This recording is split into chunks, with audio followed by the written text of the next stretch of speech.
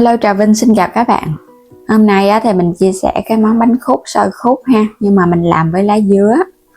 Bên trong thì dẻo mềm, phần bột nếp và nếp ăn nó hòa quyện với nhau rất là ngon. Mình có biến tấu chút xíu cho thêm khoai lang bào sợi vô, ăn nó cũng ngon và lạ miệng hơn. Thì bây giờ mời các bạn mình cùng vào bếp thực hiện luôn nè.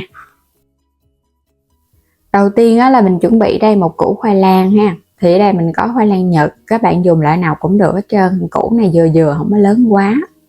Còn này là 300g bột nếp, thêm chút xíu muối, dầu ăn chút mình cho vô sau.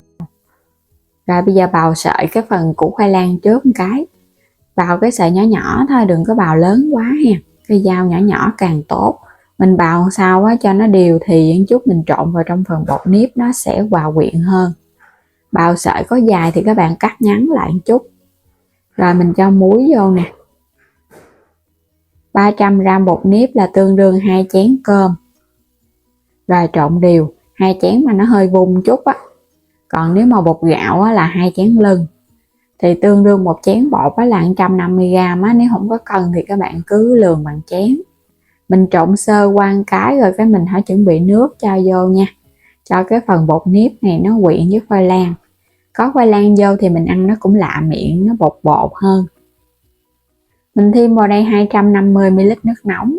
Nước nóng thôi chứ không cần phải nước sôi. Có thể là các bạn nấu sôi cái mình để cho nó nguội bớt một chút. Hoặc là mình pha nước sôi với nước nguội á. Nó có được cái độ ấm ấm thì bột nó nhanh nở và nó không có bị chảy. Chút nữa mình vo viên nó cũng dễ hơn. Trộn đều. Nếu mà bột có hơi cũ thì các bạn có thể thêm chút xíu nước. Còn bột mới á, thì nó vừa. Rồi thêm dầu ăn vô. Bây giờ mình dùng tay mình nhồi nha. Cái lượng bột nó sẽ là 300g, nhưng mà cái lượng nước nó ít hơn lượng bột chút xíu là nó đều, tại vì khoai lang nó còn ra nước. Mình trộn xong thì mình thấy nó dẻo và nó mềm tay vậy nè, chứ nó đừng có cứng quá là nó ra cái bánh nó không ngon. Rồi bây giờ mình xắt đây 2 cái củ hành tím, xắt nhỏ nhỏ để một chút nữa mình xào nhân ha. Hành tím hoặc là hành tây cũng được, có cái nào các bạn dùng cái đó. Rồi mình sẽ băm sơ sơ lại nha, cho hành tím của mình nó nhuyễn nhuyễn chút phi nó mới thơm ngon. Cho dầu vào trong chảo làm nóng cái rồi cái hãy cho hành tím vô, xào với lửa lớn cho nó thơm. Mình dùng ở đây là 300g thịt nạc xay ra, nạc vai heo cho nó có mỡ nạc nạc, hoặc là nạc dăm ba rọi cũng ngon nữa. Các bạn xào đều nha, cho phần thịt này nó tơi rời ra, nó sẽ săn lên. 100g đậu xanh khô mình ngâm mềm, nấu chín rồi cho vào trong chảo luôn. Nấu hơi khô khô các bạn, nữa nấu nhão mình sên nhân này lâu lắm. Nấu khô vậy nè, tán nhuyễn ra cái mình cho mình xào thì phần nhân nó nhanh khô. Thêm vào đây muỗng canh đường để nêm, nửa muỗng cà phê muối, chút xíu tiêu. Rồi trộn đều tất cả lên. Thì mình nấu đậu khô nên xào sơ qua là thấy nó cũng khô ráo rồi ha. Còn các bạn lỡ nấu đậu mà nó hơi ướt thì mình xào hơi lâu chút xíu cho phần nhân nó khô thì ra cái bánh nó mới ngon. Rồi bây giờ tắt bếp. Bên đây là mình dùng 500ml nước lá dứa xay ra nè, sẽ cho hết vào trong chảo. Rồi mình sẽ thêm vào một chút xíu muối, muỗng canh dầu ăn. Nấu cho nó sôi lên cái nha, lá dứa mà nấu sôi thì nó hơi lợn cợn. Rồi cho vào 250g nếp. Nếp này mình ngâm nước trước 1 tiếng đồng hồ cho nó nở sẵn rồi đó. Thì tỷ lệ 1 nếp và 2 nước lá dứa. Một chút xíu thì bắt đầu nó khô hết rồi nè, nó rút hết nước lá dứa vào trong hạt nếp vậy là được rồi. Nó khô queo vậy là nó ngon rồi đó, đừng có cho nó ẩm quá, một chút mình bọc cái bánh nó dễ bị nhão. Quay qua đây thì bây giờ thoa dầu ăn vào trong tay, mình sẽ đi nắn bánh luôn. Các bạn sẽ lấy một cái cục bột vừa vừa nha, rồi cái đè dẹp dẹp ra, giống như là mình làm cái bánh ít trần vậy đó. Cho nhân vào giữa, nhưng phải khô bánh nó mới không nhão, tại phần bột mình nó nhồi vậy là nó vừa ăn này. Túm nó đều lại. Rồi do nó nha, nhớ thoa chút dầu cho nó đừng có bị dính tay, và cái phần bột bánh nó cũng láng hơn. Rồi các bạn sẽ lấy phần nếp, mình sẽ túm ở bên ngoài nè, áo một lớp mỏng thôi. Còn các bạn thích ăn nếp nhiều hơn thì cứ làm nhiều phần nếp rồi cái mình áo dày lên nha. Còn đây mình làm nó vừa thôi, một lớp nếp ở bên ngoài, nhiều quá ăn cũng ngán. Lót ở dưới là miếng giấy nến chống dính nè, hoặc là miếng lá chuối.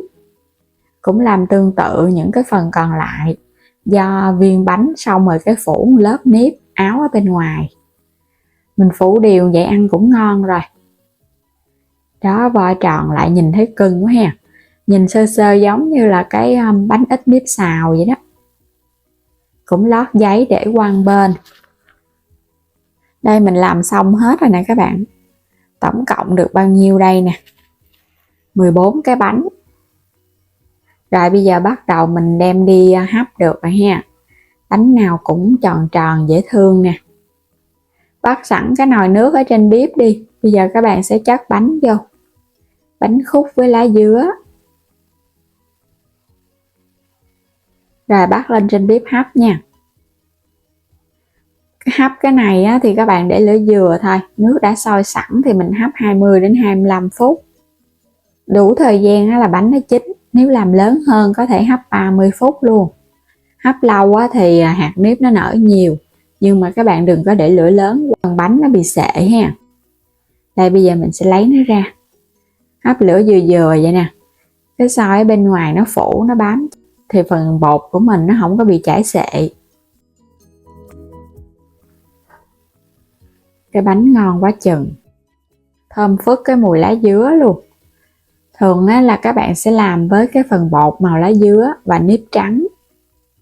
Còn hôm nay mình sẽ làm với cái phần nếp lá dứa và bột trắng, có thêm khoai lang sợi. Nhìn rất là bắt mắt và hấp dẫn luôn á. Phải làm chút xíu mà ra nhiều bánh quá chừng luôn. Này ăn 2 ngày vẫn ngon nha, không hề bị khô cứng gì đâu.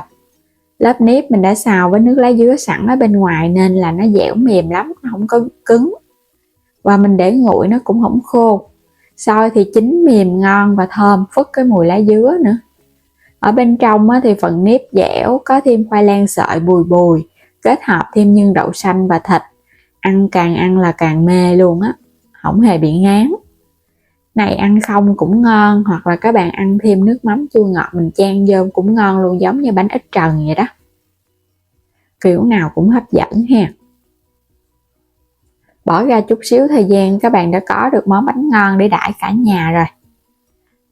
Đặc biệt nhất là phần nếp mình xào với lá dứa đó các bạn. Ăn vô nó thơm phức cái vị rất là đậm đà luôn á. Phần nhân mình làm cũng vừa miệng, kết hợp với bột và khoai lang. Vừa lạ vừa ngon mà đơn giản. Thì chúc các bạn ngon miệng nha. Đừng quên đăng ký kênh ủng hộ mình và bấm vào góc trái video lựa chọn sản phẩm mua ủng hộ kênh mình với ha. Xin chào tạm biệt, hẹn gặp lại các bạn ở những video tiếp theo.